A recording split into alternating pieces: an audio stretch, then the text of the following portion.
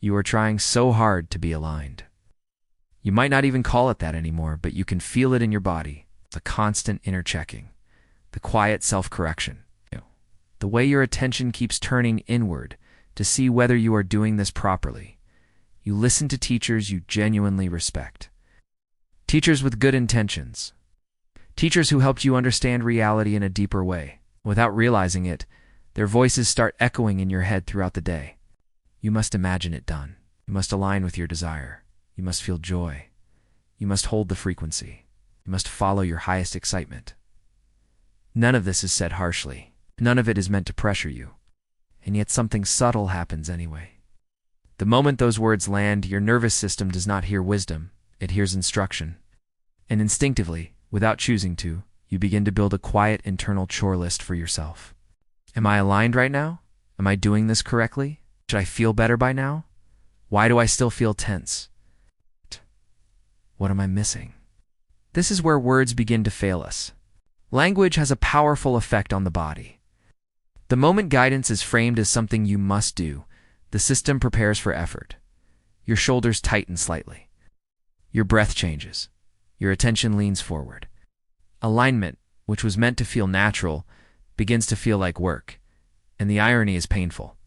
The harder you try to align, the more distant it feels. This is not because you are failing. It is because alignment was never something you were meant to do. Most spiritual teachings are not wrong in essence. They struggle in translation. Neville did not mean must as a command. He was describing a state that arises naturally when resistance is absent. Abraham does not mean work in the way the human nervous system hears the word work. Basher does not mean chase excitement or manufacture enthusiasm. But language is blunt. It turns descriptions into demands. And once that happens, the body does what it always does in the presence of demand. It braces. You start managing yourself. You monitor your thoughts. You monitor your emotions. You monitor your reactions. You try to relax, but even the word relax has been used so often in so many contexts that it now feels heavy. Relax has become another task, another instruction, another thing you feel you should be able to do better. Let go, trust, allow, surrender.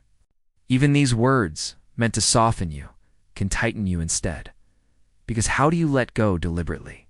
How do you surrender intentionally? How do you trust on command? This is where the whole structure collapses. Alignment cannot be created through effort, and yet effort keeps sneaking back in through language. What almost no one says clearly enough is this: alignment is not a state you build. It is a state that returns when interference stops. Nothing in nature aligns through trying. A plant does not concentrate on growing. The body does not heal through force.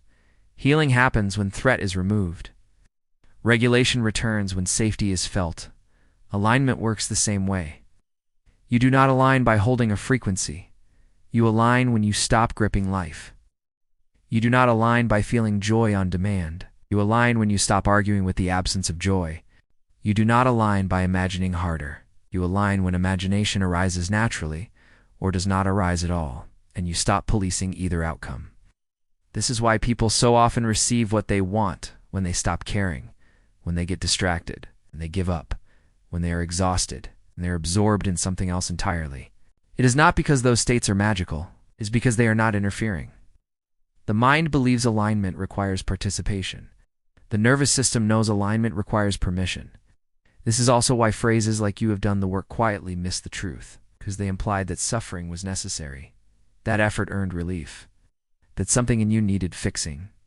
Alignment is not a reward for struggle. It is a default state. What people often call doing the work is simply exhausting themselves enough to stop interfering. That is not achievement. That is release misunderstood as effort. Once this is seen clearly, something softens.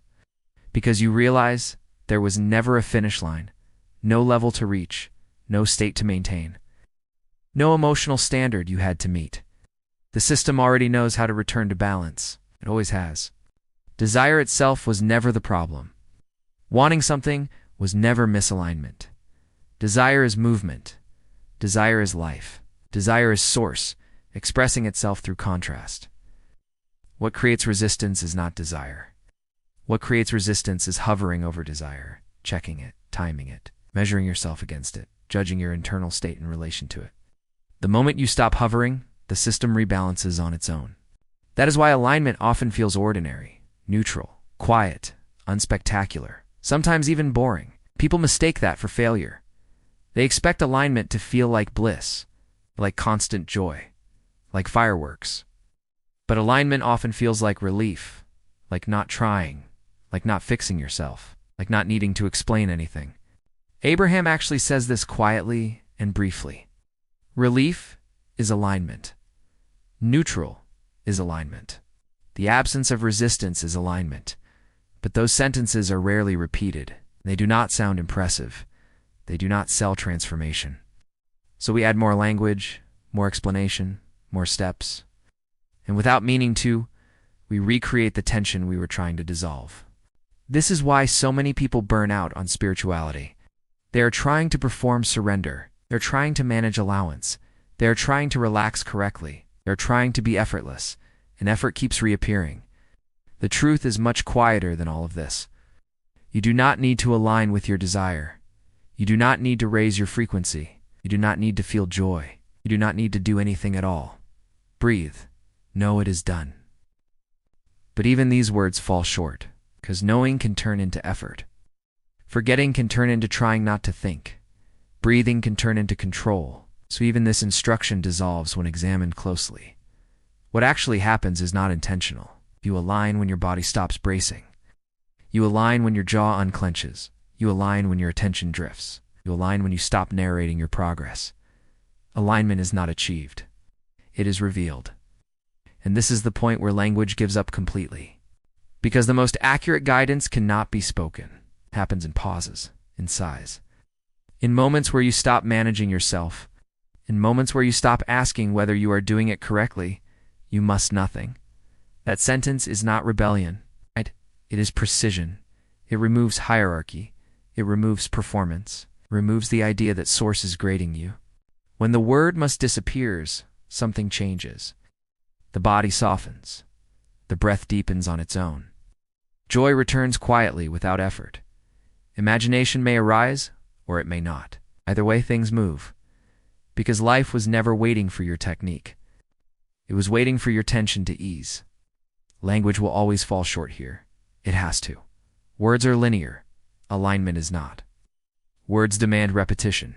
Alignment dissolves repetition. If you feel tired, not of life, but of trying to do life correctly, that is not failure. That is intelligence. That is clarity, recognizing where effort has been misplaced.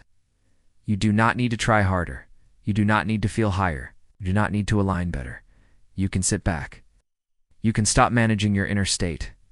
You can let the system do what it already knows how to do. You must nothing. And in that nothing, everything begins to move again. Quietly, naturally, without effort.